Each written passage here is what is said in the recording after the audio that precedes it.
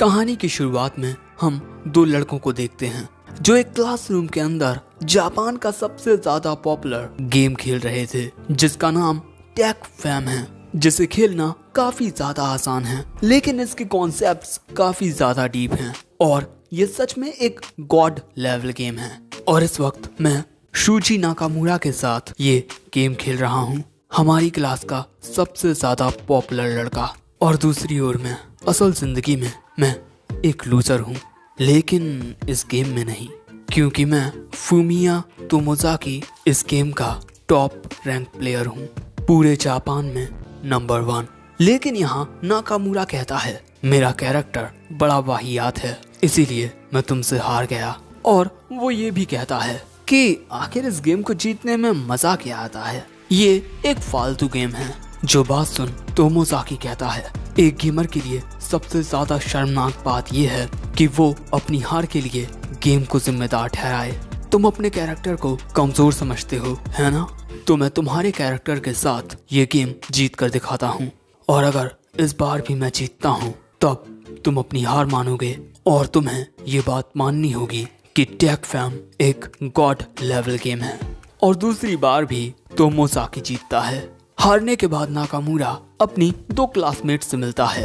Nakamura को इतनी देर इसी वजह से हो गई क्योंकि वो तोमोजाकी के साथ गेम खेल रहा था और वहीं इन दोनों लड़कियों की एक क्लब मीटिंग थी। और इसके बाद ये तीनों एक साथ अपने अपने घर की ओर जाने लगते हैं और इनके पीछे होता है तोमोजाकी, जिसके कोई दोस्त नहीं होते। उसे तो लोग क्लास में नोटिस तक नहीं करते क्योंकि सभी उसे एक लूजर समझते हैं। और इसके अलावा हमारे तोमोजाकी को दूसरों से बात करना भी नहीं आता। दूसरे लोग मेरे बारे में सोचते हैं कि मैं पूरी कोशिश नहीं करता, लेकिन ये उन लोगों की सोच है जो जिंदगी के खेल में एक टॉप लेवल कैरेक्टर बनकर पैदा होते हैं। एक ऐसा लड़का जिसके लिए हर एक चीज करना शुरू से आसान रहा हो, वो जिंदगी की बातें ना ही करे तो अच्छा है। मेरे लिए जिंदगी का खेल बस वाहियात है।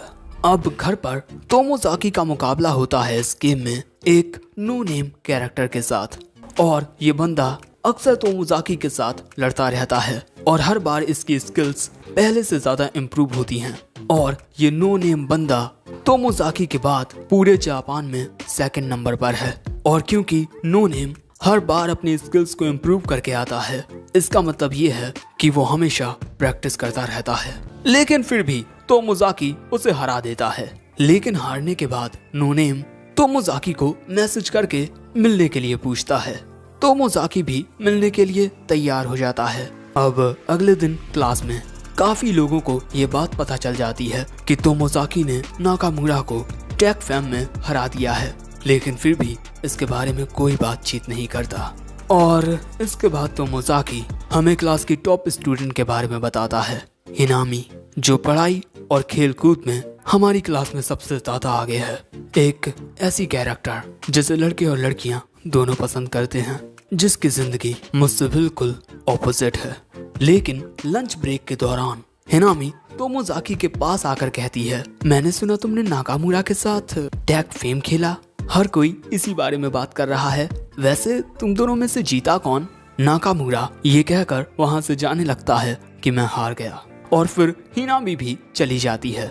अब वो दिन आता है जब तोमोजाकी को नो नेम के साथ मिलना है। तोमोजाकी इसीलिए आया कि वो देखना चाहता था कि आखिर नो नेम किस तरह का बंदा है। लेकिन मैसेज के जरिए उसे पता चलता है कि नो नेम एक लड़की है, और इसके बाद वो उस लड़की से जाकर मिलता है। लेकिन वो नो नेम और कोई नहीं बल्कि हिनामी होती है। और हिनामी तोमोजाकी को देख बहुत ज्यादा हैरान होती है। क्या तुम ही नानाशी हो तोमोजाकी? वो कहता है, हाँ सच में, मैंने सोचा नहीं था कि नानाशी एक लूजर होगा। वैसे तुम समझ चुके होगे कि मुझे टेक फैम बहुत ज्यादा पसंद है। वो कहता है कि हाँ, मैं ये बात जानकर काफी सरप्राइज हूँ कि तुम ही नो नेम हो, लेकिन मैं डिसपॉइंट हूँ। नानाशी, जिसकी मैं इतनी रिस्पेक्ट किया करती थी, वो तुम जैसा एक लूजर निकलेगा जो अपनी जिंदगी से हार मान बैठा है। ये बात सुन तोमोजाकी कहता है, जब तुम किसी से पहली दफा मिलती हो तो इस तरह से बातें करती हो। हाँ, मैंने तुमसे गलत बोला, मुझे माफ कर दो, लेकिन जरा खुद को देखो, तुम किसी से मिलने के लिए आए थे और वो भी ऐसे कपड़े पहनकर। तुम्हारी जीन्स, तुम्हारे जूते, बाल पूरी तरीके से बिखरे हुए और अनफिट शर्ट। तुम सच में एक लूजर हो। और माफ करना, मैंने तुमसे फिर से रूडली बात की और अब मुझे यहाँ से चलना चाहिए। लेकिन तभी तोमोजाकी कहता है, आखिर तुम क्या समझो कि मैं कैसी जिंदगी जीता हूँ? मेरे लिए जिंदगी एक वाहियात खेल है। मेरे जैसा एक लो लेवल कैरेक्टर जिसमें कोई कॉन्फिडेंस नहीं है और ना ही उसे दूसरों के साथ बातें करना आता है। आखिर मैं इस जिंदगी के खेल में तुम्हारे जैसे टॉप लेवल कैरेक्टर के सामने कैसे जीत सकता हूँ? जिंदगी के खेल में कोई नियम नहीं होते। तुम जितनी चाहे मेहनत कर लो, तुम्हें कुछ नहीं मिलेगा। और मुझे तुम जैसे लोग बिल्कुल पसंद नहीं हैं। तुम जैसे लोगों की जिंदगी शुरुआत से ही कितनी आसान होती है और इसी वजह से तुम्हें जिंदगी जीने में इतना मजा आता है। लेकिन मैं हमेशा लोगों के बीच में भी खुद को अकेला महसूस करता हूँ। मेरी जिंदगी इतनी मजेदार नहीं है और मेरी जिंदगी जैसी भी हो मुझे इससे कोई एतराज नहीं। लेकिन तुम्हें अपने बनाए हुए नियम मुझ पर लगाने की कोई जरूरत नहीं है। लेकिन हिनामी कहती है कि तुम्हें शायद से ये बात पता नहीं कि जिंदगी जीने में कितना ज्यादा मजा आता है और इसीलिए तुम जिंदगी को एक वाहियात खेल समझते हो। तुम अपनी हार का दोष गेम को देते हो। कितनी शर्मनाक बात है। तुम खुद को एक गेमर कहने के लायक नहीं। मैं तुम्हारी ये बात मानता हूँ, लेकिन असल जिंदगी में हम कैरेक्टर्स को बदल नहीं सकते। अगर मैं तुम्हारी तरह शुरुआत से ही एक टॉप लेवल कैरेक्टर होता, अट्रैक्टिव, स्मार्ट, एथलेटिक, तो मेरी जिंदगी भी मजेदार होती। अब ये बात सुन हिनामी तोमोजाकी का हाथ पकड़ लेती है और इसके बाद वो उसे अपने घर पर लेकर आती है। अब इससे पहले कि तोमोजाकी को समझ पाता, उस कमरे में एक लड़की आती है। तोमोजाकी को लगता है कि ये हिनामी की छोटी या बड़ी बहन है, लेकिन असल में यही आओई हिनामी होती है। उसने अपना मेकअप हटा दिया है। जो बात सुन तोमोजाकी हैरान हो जाता है और इसके बाद हिनामी कहती है कि बस कुछ चीजों को ध्यान में रखकर तुम अपने अपीयरेंस को काफी ज्यादा चेंज कर सकते हो। लेकिन मैं एक लड़का हूँ, मैं मेकअप थोड़ी लगा सकता हूँ। वो कहती है कि तुम अभी तक समझे नहीं। एक पर्सन का अपीयरेंस दो बातों पर डिपेंड करता है, एक्सप्रेशन एंड पोस्चर। जरा मुझे देखो, एक्सप्रेशन एंड पोस्चर। अब समझे? मेरे स्टैट्स हाई लेवल के नहीं हैं। मेरी जिंदगी भी तुम्हारी तरह ही थी, लेकिन मैंने खुद को बदला है और इसीलिए मैं ये कह सकती हूँ कि तुम भी खुद को बदल सकते हो। बस तुम्हें कोशिशें करने की जरूरत है। जैसे मैं जितनी चाहे कोशिश कर लूँ, लेकिन मैं टैग फैम में नानाशी को कभी हरा ही नहीं पाती थी, इसीलिए मैं उसकी इज्जत करती थी। लेकिन जब मैंने देखा कि असल जिंदगी में नानाशी तुम हो, जो अपनी जिंदगी में कुछ भी करने की कोशिश ही नहीं कर रहे और हमेशा बस सच्चाई से भाग रहे हो, इस बात से मुझे बहुत गुस्सा आया कि मैं जिस इंसान की इतनी ज्यादा इज्जत करती हूँ वो एक लूजर है, जो मुझे भी एक लूजर बनाता है। देखो, भले से ही तुम्हें ऐसा लगता हो कि जिंदगी के कोई नियम नहीं होते, लेकिन अगर तुम इसमें ध्यान दो तब तुम्हें पता चलेगा कि इसमें कुछ कंसिस्टेंट रूल्स का कॉम्बिनेशन होता है। जिंदगी एक अल्टीमेट गॉड लेवल गेम है और मैं तुम्हें एक एक करके जिंदगी के ये नियम सिखाऊंगी। मैं अभी भी जिंदगी को एक वाहियात खेल समझता हूँ, लेकिन मैं तुम्हारी ये बात मानता हूँ कि अपनी हार के लिए तुम गेम को दोष नहीं दे सकते। ये एक गेमर के लिए सबसे बड़ी शर्मनाक बात है और मैं भी तुम्हारी काफी इज्जत करता हूँ। नो नेम, तुमसे हर दफा लड़ते वक्त मैंने ये देखा है कि तुमने हर बार खुद को इम्प्रूव किया है और मैं तुमसे पूछना चाहता हूँ, तुमने कहा कि जिंदगी एक गॉड लेवल गेम है, तो मुझे बताओ कि आखिर क्यों?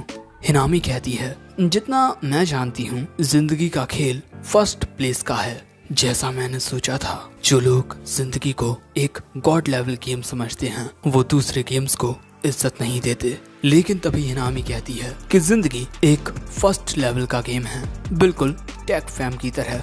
मैं कह सकती थी कि जिंदगी का खेल सबसे ज्यादा बेहतर होता है, लेकिन टैग फैम भी फर्स्ट प्लेस पर आता है। लेकिन शायद से ये मानना काफी ज्यादा मुश्किल हो सकता है कि दो गेम फर्स्ट प्लेस पर आए।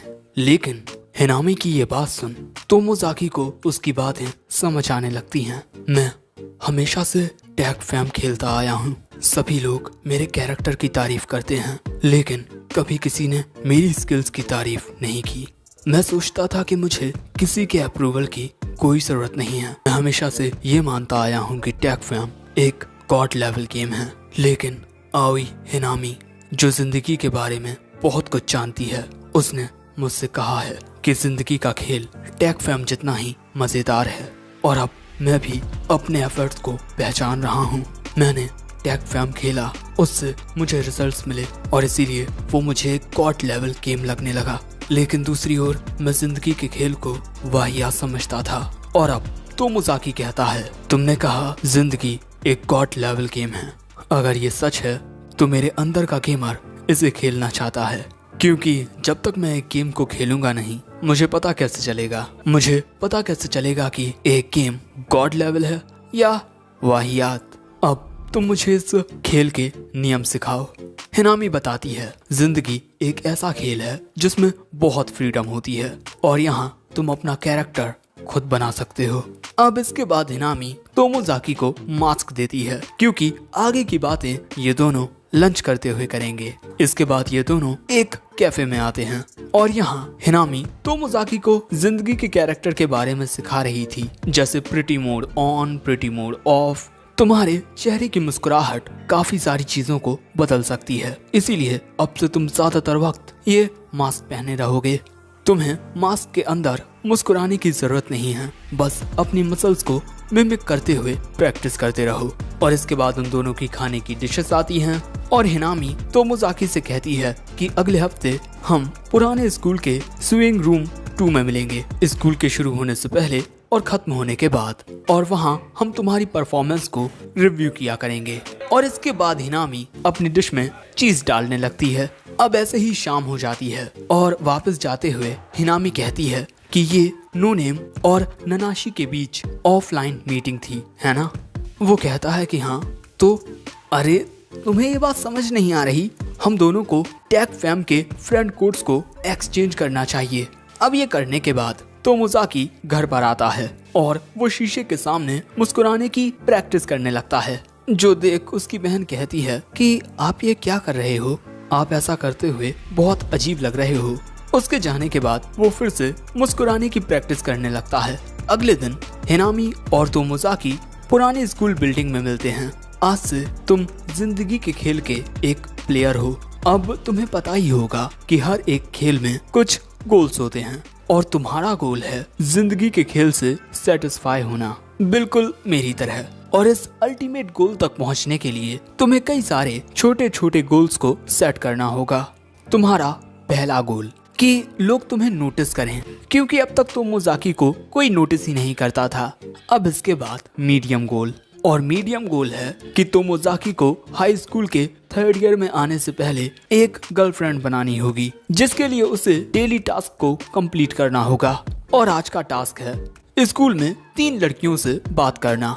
और तोमोजाकी को ये काम बहुत बहुत बहुत मुश्किल लगता है, लेकिन यहाँ पर हिनामी बहुत सीरियस होती है और इसीलिए तोमोजाकी को ये करना ही होगा। अब अगले सीन में हमें पता चलता है कि इस स्कूल में लड़कियां या तो रिबन पहन कर आ सकती हैं या नेकटाई, लेकिन लोग ऐसा मानते हैं कि जो अनपॉपुलर लड़कियां होती हैं वो नेकटाई नहीं पहन सकती। अब हिनामी ने मुझसे कहा है कि आज मुझे स्कूल में 3 लड़कियों से बात करनी है। 2 लड़कियों को हिनामी खुद ही सजेस्ट कर चुकी है, पहली यूजू इजुमी और दूसरी मिनामी नानामी, और तीसरी लड़की को मैं खुद ही चुन सकता हूँ। और हिनामी ने तोमोजाकी को ये भी बताया है कि उसे किस बारे में बात करनी चाहिए, और इसीलिए वो इजुमी से टिश्यू मांगता है जुकाम होने का बहाना बनाते हुए। और हिनामी ने तोमोजाकी को बताया है कि जब हम किसी से पहली दफा बात करते हैं तो हमें उनसे स्ट्रेट फॉरवर्ड पॉइंट पर बात करनी चाहिए। अब यहाँ इजुमी के पास टिश्यू नहीं होते, इसीलिए वो अपने बगल में बैठी लड़की से टिश्यू मांगती है। उसके पास टिश्यू होता है और ये टिश्यू इजुमी तोमोजाकी को दे देती है और फिर वो अपनी दोस्त के पास चली जाती है। और हमें पता चलता है कि इस लड़की का नाम फूका किकुची है। और यहाँ पर तोमोजाकी फूका से बात करने के बारे में सोचता है और इसी वजह से वो मुस्कुराता है, लेकिन उसकी मुस्कुराहट बड़ी अजीब होती है। और ये सब हिनामी दूर से देख रही थी। और इसके बाद हमें पता चलता है कि हिनामी ने तोमोजाकी से कहा था कि वो इन लड़कियों से तभी बात करे जब वो उसके आसपास हो। वैसे अब बारी है मिनामी नानामी की, जो कि पॉपुलर लड़कियों में से एक है। अब इसके बाद वो मिनामी के पास आता है उससे बात करने के लिए, लेकिन उसके कुछ बोलने से पहले ही मिनामी बात की शुरुआत कर देती है। अब इससे तोमोजाकी थोड़ा परेशान हो जाता है क्योंकि बात की शुरुआत वो करने वाला था। अब तोमोजाकी मिनामी से ज्यादा कुछ नहीं कहता और वहीं बैठ जाता है। अब इसके बाद वो फिर से मिनामी से बात करने की कोशिश करता है और उसकी फालतू की बातें सुनकर मिनामी जोर जोर से हंसने लगती है क्योंकि उसकी बातें बुड्ढों जैसी थीं। और तभी वहाँ पर मिनामी की दोस्त आ जाती है।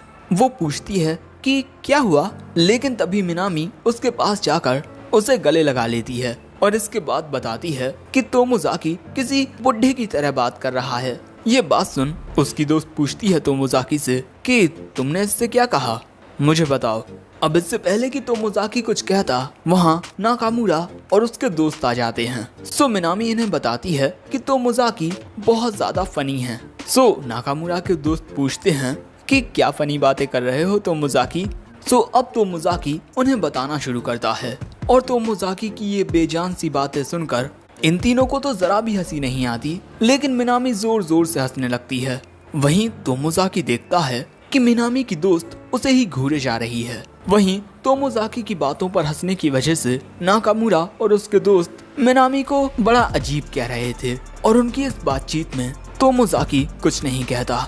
लेकिन तभी मिनामी का सपोर्ट करने के लिए वहाँ हिनामी आ जाती है और वो नाकामुरा से कहती है कि तुम टेक फैम में तोमोजाकी से हारे हो और इसी वजह से क्या तुम उसे परेशान करने के बारे में सोच रहे हो। हाँ, लेकिन तुम्हें ऐसा नहीं करना चाहिए क्योंकि ये बहुत गलत बात है। और ना जाने क्यों हिनामी की बात सुनकर पूरी क्लास हंसने लगती है और इसके बाद बाकी सब अब नाकामुरा को ही अजीब कहने लगते हैं क्योंकि उसमें सेंस ऑफ ह्यूमर नहीं है। और तभी हिनामी नाकामुरा से कहती है कि अगर तुम तोमोजाकी से बदला लेना चाहते हो तो उसे टेक फैम के लिए चैलेंज करो। वो कहता है कि ठीक है, मैं ऐसा बहुत जल्द करूंगा। अब इसके बाद बाकी के बच्चे क्लास में से चले जाते हैं और ये लड़की तामा हिनामी से कहती है कि अच्छा हुआ तुम आ गई, वरना मैं सब कुछ फिर से बिगाड़ देती। लेकिन तभी मिनामी उसके पास आकर उसके साथ अजीब सी हरकतें करने लगती है और इतने से ही उसका मन नहीं भरता। इसके बाद वो हिनामी के साथ भी ऐसी ही अजीब सी हरकतें करने लगती है और इसके बाद वो उसे किस करने के लिए बढ़ने लगती है, जो देख तोमोजाकी को कुछ समझ नहीं आ रहा था।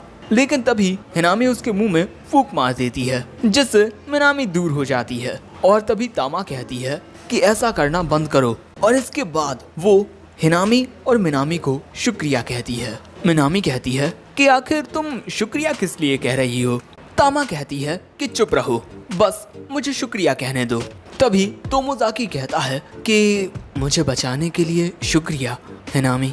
वो कहती है कि कोई बात नहीं, वैसे मैं तुम्हारी बातें सुन रही थी, तुम काफी ज्यादा फनी हो। और अब इसके बाद ये सभी बातें करते हैं और लड़कियां कहती हैं कि तोमोजाकी उन्हें उनके फर्स्ट नेम से बुला सकता है, लेकिन इस लड़की का नाम हनाबी नात्सुबायाशी होता है। तो फिर आखिर ये दोनों इसे तामा क्यों कह रही हैं? वो दोनों कहती हैं कि ये बहुत ज्यादा क्यूट है, इसीलिए हम इसे प्यार से तामा कहते हैं। अब इसके बाद शाम हो जाती है तो मोजाकी और हिनामी फिर से पुरानी स्कूल बिल्डिंग में मिलते हैं। नाकामुरा हमारी क्लास का सबसे ज्यादा पॉपुलर लड़का है और शायद से वो अभी तक उस हार को भुला नहीं पाया है जो उसे तुमसे टैग फैम खेलते हुए मिली थी।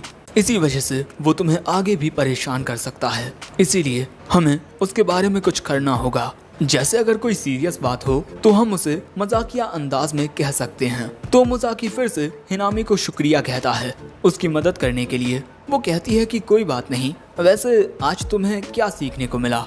वो कहता है आज मुझे पता चला कि मुझे दूसरों से बातचीत करना नहीं आता। हिनामी कहती है कि तुमने अभी अभी जिंदगी के बारे में सीखना शुरू किया है, तो मैं ये कह सकती हूँ कि आज की तुम्हारी प्रैक्टिस एक सक्सेस है, लेकिन तुम अभी तक सही से एक्सप्रेशन देना नहीं सीखे हो। इस मामले में तुम सच में बहुत लो लेवल के हो। इसके अलावा क्या तुम कुछ और पूछना चाहते हो? तो मोजाकी तामा के बारे में पूछता है। हिनामी बताती है वो जरा जिद्दी है, वो सिचुएशन के हिसाब से अपना मूड नहीं बदलती, लेकिन उसका यही अंदाज मुझे और मिनामी को पसंद है। लेकिन उसे भी दूसरों के साथ बातचीत करने में दिक्कत होती है। जब मैं और मिनामी उसके साथ होते हैं तब हम सिचुएशन को संभाल लेते हैं, लेकिन हम हर वक्त उसके साथ नहीं रह सकते। वैसे आज के लिए इतना ही काफी है। कल हम तुम्हारे पोस्चर पर बात करेंगे। अब अगले दिन हिनामी तोमोजाकी का पोस्चर सही करवा रही थी और वो यहाँ उसके पीछे के मसल्स को चेक करती है कि उसका पोस्चर सही है या नहीं। और अब से तोमोजाकी को इसी तरह सीधे खड़ा रहना है, क्योंकि आपकी बॉडी लैंग्वेज में आपका पोस्चर एक अहम भूमिका निभाता है।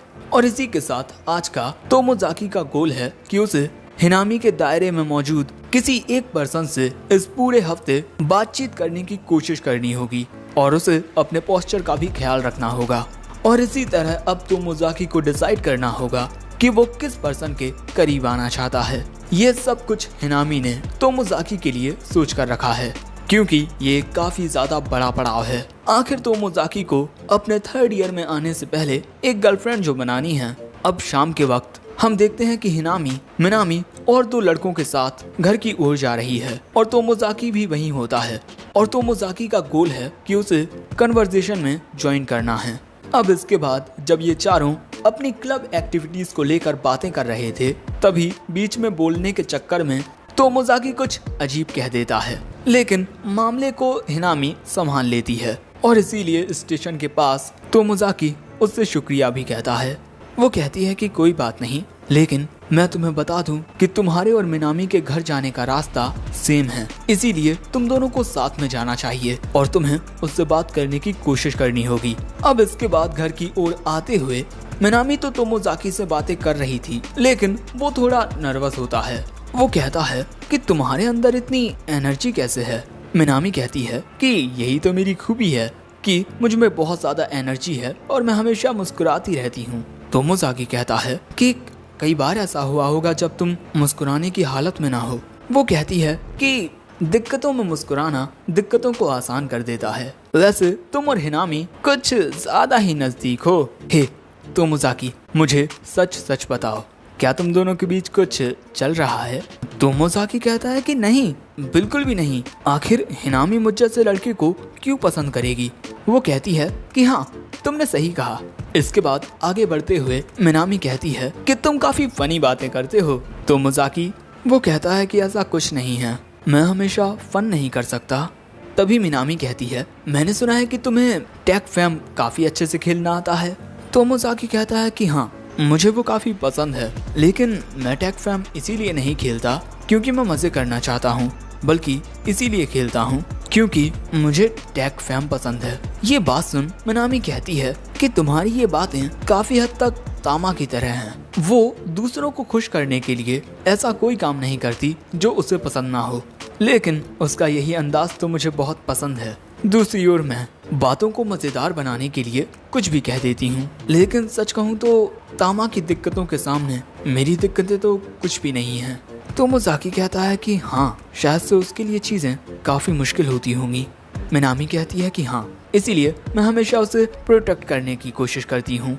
इसी तरह बातें करते हुए इनके रास्ते अलग अलग हो जाते हैं और ये दोनों एक दूसरे को अलविदा कहते हैं। अब अगले दिन पुरानी स्कूल बिल्डिंग में तोमोजाकी हिनामी को बताता है कि कल वो मिनामी के साथ बात करने में कामयाब रहा। जो बात सुन हिनामी कहती है कि तुम अपने जहन की बातें कह सकते हो, जो कि एक काफी अच्छी बात है। फॉर एग्जाम्पल मिनामी उसके दिमाग में जो होता है वो कह देती है, लेकिन शायद से तामा के साथ ऐसा नहीं है, वो खुद को सही से जाहिर नहीं कर पाती।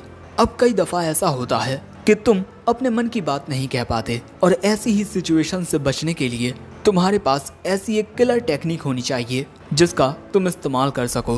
वैसे तुमने अपनी कन्वर्सेशंस के दौरान क्या नोटिस किया?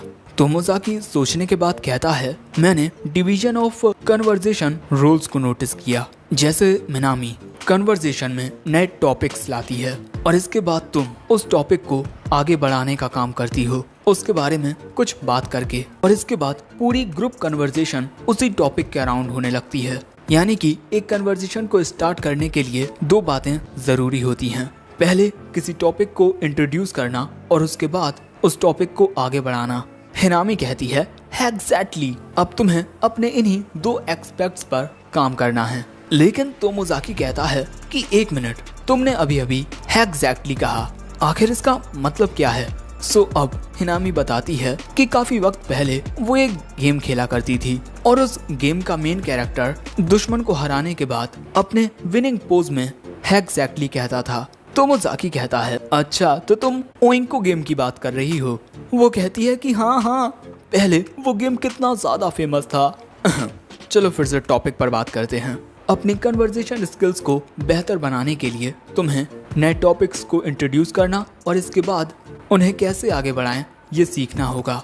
और नए टॉपिक सीखने के लिए तुम इसका इस्तेमाल कर सकते हो। दोस्तों, इस छोटी सी डायरी में काफी सारे टॉपिक्स लिखे हुए थे और हिनामी ने इन सभी टॉपिक्स को याद किया है और इसी वजह से वो बातचीत करने में इतनी अच्छी हो पाई है।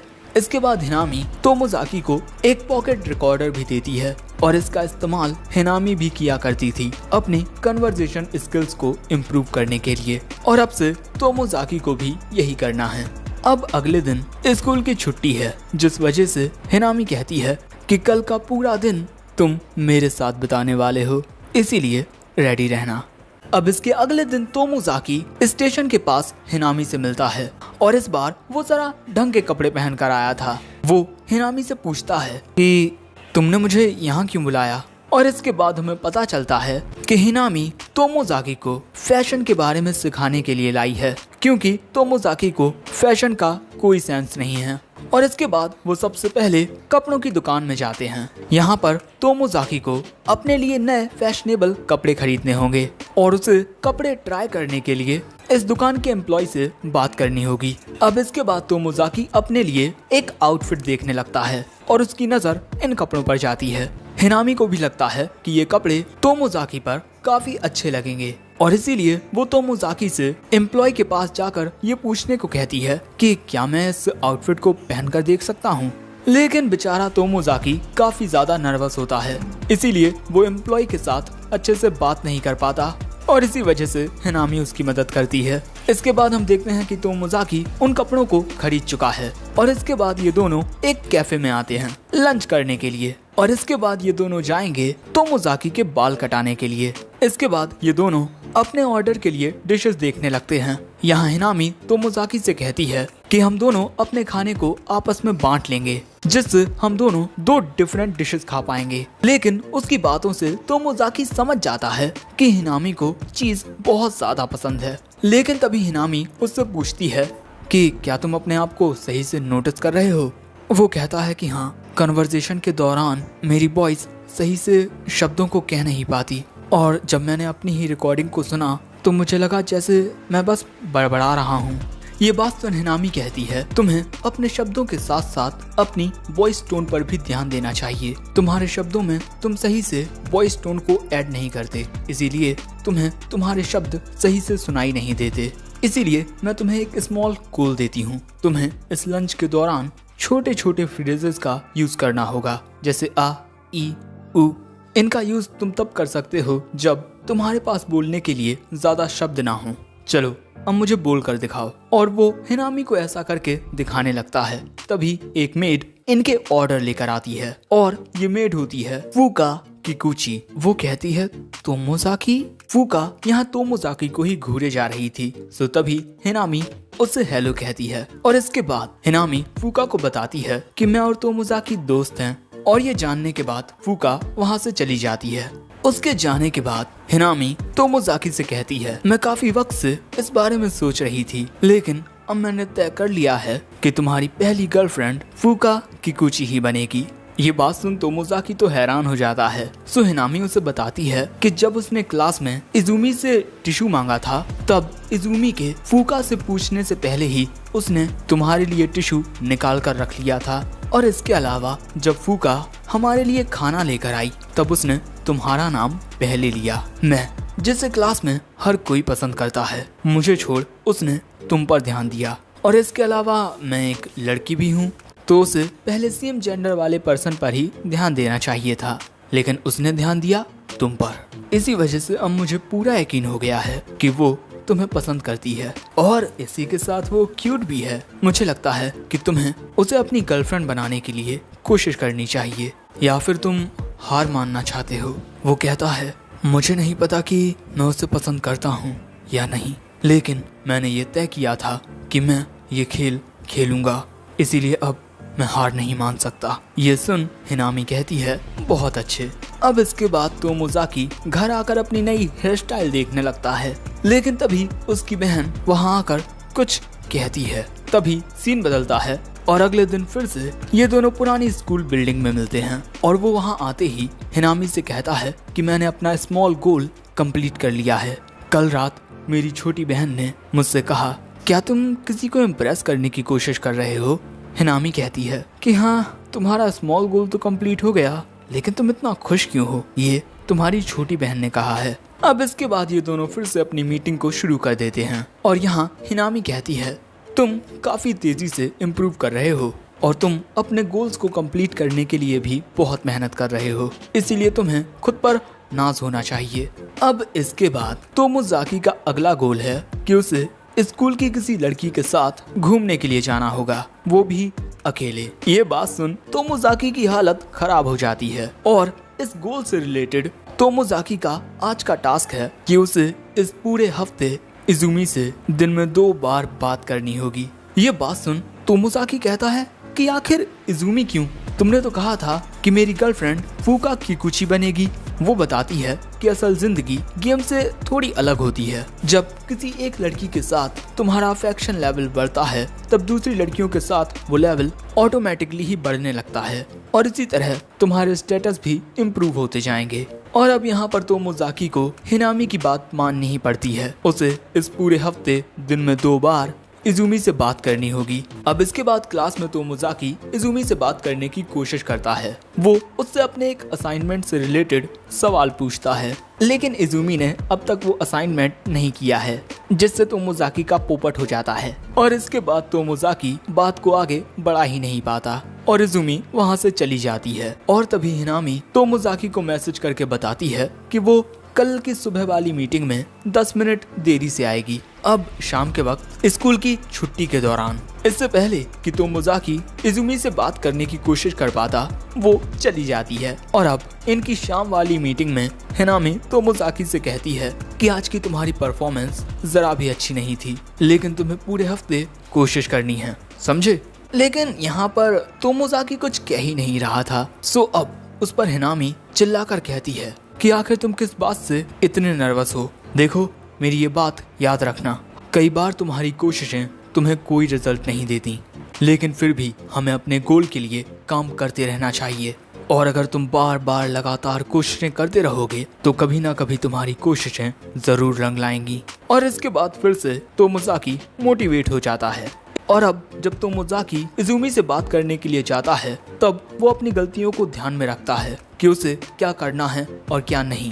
और फ्राइडे के दिन हिनामी तोमोजाकी को एडवाइस देती है कि उसे इजुमी के अपीयरेंस की तारीफ करनी चाहिए। और अगले दिन तोमोजाकी ऐसा ही करता है। और इतने दिन गुजर जाने के बाद वो लाइब्रेरी में आता है। वो ये सब करते हुए काफी ज्यादा थक चुका था, लेकिन तभी उसके पास फूका आती है। वो कहता है कि तुम यहाँ क्या कर रही हो? फूका कहती है, मैं हर दिन लाइब्रेरी में आती हूँ और मैं कुछ दिनों से तुम्हें भी हर दिन लाइब्रेरी में आते हुए देख रही हूँ।